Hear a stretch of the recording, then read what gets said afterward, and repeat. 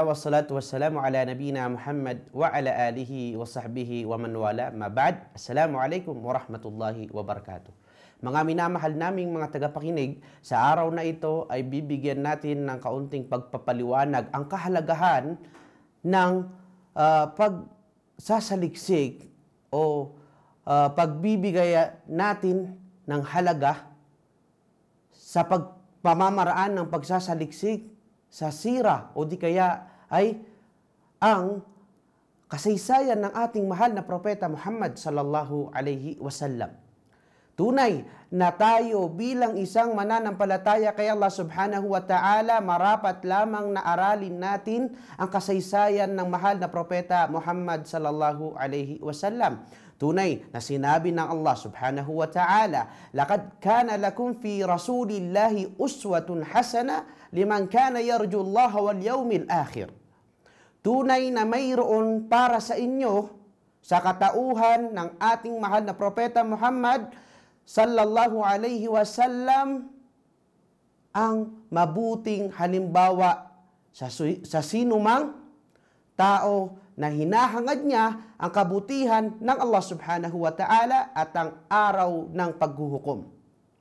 Tunay na ang mahal na propeta Muhammad sallallahu alaihi wasallam bilang ikaw na Muslim na mananampalataya kay Allah subhanahu wa ta'ala ay gawin mong mabuting halimbawa ang propeta Muhammad sallallahu alaihi wasallam sapagkat siya ang ating modelo sa lahat ng ating mga gawain o mga sinasabi at mga kaugalian.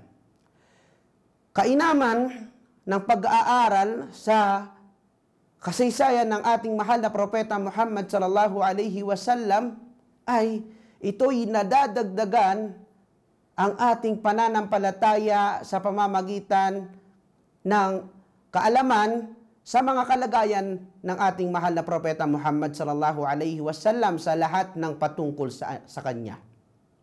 Pangalawa, nadadagdagan din ang ating pananampalataya o di kaya nadadagdagan din ang ating paniniwala sa kanya bilang propeta ng Allah subhanahu wa ta'ala na kamahal-mahal sa atin.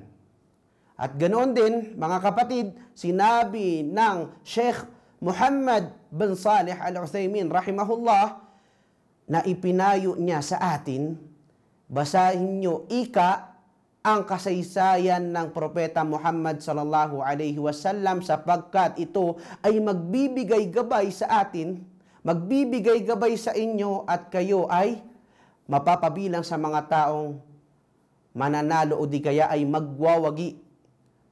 At ito ay payo ng Sheikh upang tayo ay magkaroon ng pagmamahal at madaragdagan ang ating paniniwala sa kanya. Nawa ay magkaroon tayo ng pagsasaliksik sa ating relihiyong Islam, higit lalo sa kasaysayan ng ating mahal na propeta Muhammad sallallahu alaihi wasallam. Wa ilahuna, assalamu alaikum wa rahmatullahi ta'ala wa barakatuh.